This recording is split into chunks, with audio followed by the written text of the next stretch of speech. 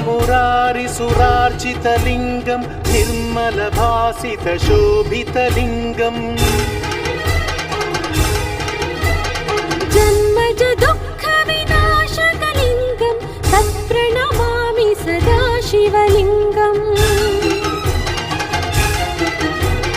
देवमुनिप्रवरार्चितलिङ्गं कामदहनकरुणाकरलिङ्गम् रावणदर्पविनाशकलिङ्गं तत्प्रणमामि सदा शिवलिङ्गम् सर्वसुगन्धसुलेपितलिङ्गं बुद्धिविवर्धनकारणलिङ्गम् सिद्धसुरासुरवन्दितलिङ्गं तत्प्रणमामि सदा शिवलिङ्गम् कनकमहामणिभूषितलिङ्गं फणिपतिवेष्टितशोभितलिङ्गम् दक्षसुयत्नविनाशनलिङ्गं तत्प्रणमामि सदा शिवलिङ्गम् कुङ्कुमचन्दनलेपितलिङ्गं पङ्कजहारसुशोभितलिङ्गम् सञ्चितपापविनाशनलिङ्गं तत्प्रणमामि सदा शिवलिङ्गम् देवगणार्चितसेवितलिङ्गं भावैर्भक्तिभिरेव च लिङ्गम् दिनकरकोटिप्रभाकरलिङ्गं तत्प्रणमामि सदा शिवलिङ्गम् अष्टदलोपरिवेष्टितलिङ्गं सर्वसमुद्भवकारणलिङ्गम् अष्टदरिद्रविनाशनलिङ्गं तत्प्रणमामि सदा शिवलिङ्गम् सुरगुरुसुरवरपूजितलिङ्गं सुरवनपुष्पसदार्चितलिङ्गम् परमपदं परमात्मकलिङ्गं तत्प्रणमामि सदा शिवलिङ्गम् लिङ्गाष्टकमिदं पुण्यं यः पठेच्छिवसन्निधौ शिवलोकमवाप्नोति शिवेन सह मोदते।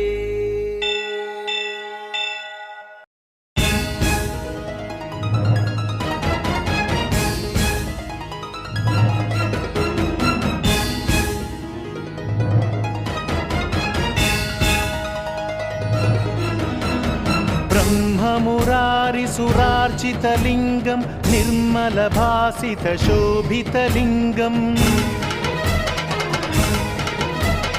जन्मज दुःखविनाशकलिङ्गं तत्प्रणमामि सदा शिवलिङ्गम्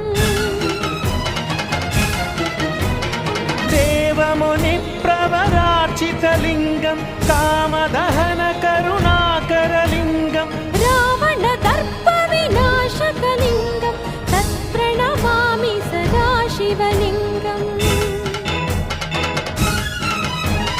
सर्वसुगन्धसुलेपितलिङ्गं बुद्धिविवर्धनकारणलिङ्गम् सिद्धसुरासुरवन्दितलिङ्गं तत्प्रणमामि सदा शिवलिङ्गम् कनकमहामणिभूषितलिङ्गं फणिपतिवेष्टितशोभितलिङ्गम् दक्षसुयत्नविनाशनलिङ्गं तत्प्रणमामि सदा शिवलिङ्गम् कुङ्कुमचन्दनलेपितलिङ्गं पङ्कजहारसुशोभितलिङ्गम्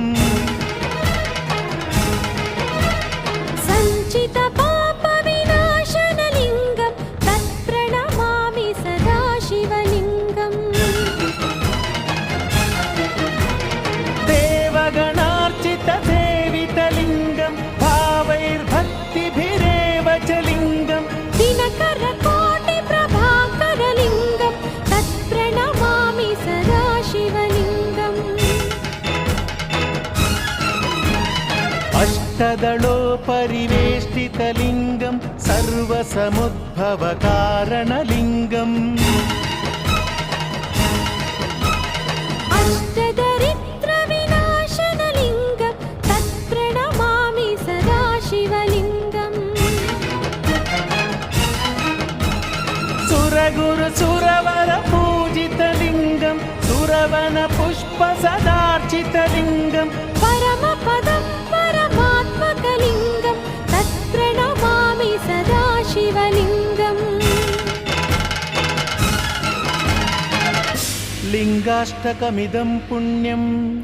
यः पठेच्छिव सन्निधौ शिवलोकमवाप्नोति शिवेन सह मोदते।